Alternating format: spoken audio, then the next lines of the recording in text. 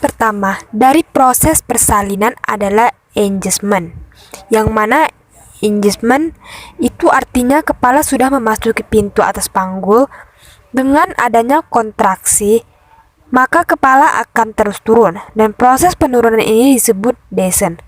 Pada waktu kepala turun, itu posisi sutura sagittalisnya dalam keadaan melintang dan sejajar dengan sumbu jalan lahir. Ini disebut synclitismus. Nah, ini namanya synclitismus mendekati arah promontorium.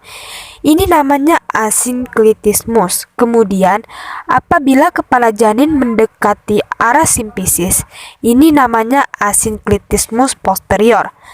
Nah, ini adalah synclitismus. Asinklitismus posterior. Tahap selanjutnya adalah seleksi. Ketika kepala bayi ini hampir mendekati HO3 atau mendekati spina ischiadica dan menyesuaikan dengan jalan lahir, maka kepala bayi akan mengalami fleksi, yang mana fleksi itu dagu mendekati dada janin. Nah, kemudian karena ada kontraksi tadi, dia akan terus mendorong turun. Nah, karena terhambat oleh koksigis, maka terjadilah putaran paksi dalam. Ini sekaligus dengan menyesuaikan dengan jalan lahir. Setelah putaran paksi dalam selesai, maka kepala janin akan mengalami ekstensi.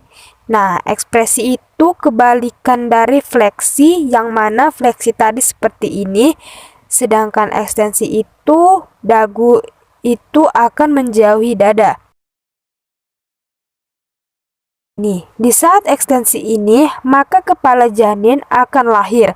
Kemudian, tahap selanjutnya akan terjadi putaran paksi luar. Setelah ekstensi tadi, putaran paksi luar ini terjadi karena bahu menyesuaikan dengan sumbu jalan lahir. Setelah putaran paksi luar selesai, maka akan terjadilah eksklusi, yang mana janin akan lahir seluruhnya. Nah, posisi janin keluar itu bukan lurus seperti ini, tapi seperti ini. Nah, biparietal. Maka terjadi eksklusi, lahirlah janin seluruhnya.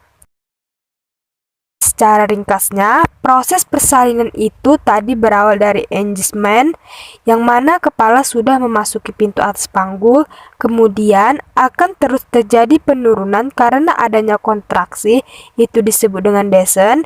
Nah, pada saat descent atau penurunan ini terjadi, posisi kepala janin ini akan berposisi synclitismus. Nah, synclitismus sejajar dengan jalan lahir. Asinklitismus, kepala janin mendekati promontorium. Asinklitismus posterior, kepala janin mendekati simfisis. Kemudian, kepala janin akan terus turun sehingga sampai di spina ischiadica. Kepala janin akan mengalami fleksi karena adanya tahanan. Nah, kepala janin akan mengalami fleksi. Setelah mengalami fleksi, maka kepala janin akan mengalami putaran paksi dalam. Setelah putaran paksi dalam selesai, terjadilah ekstensi. Setelah ekstensi, terjadilah putaran paksi luar. Karena bahu ingin menyesuaikan dengan jalan lahir, terjadilah putaran paksi luar. Setelah putaran paksi luar, maka ekspulsi. Janin akan lahir keseluruhan.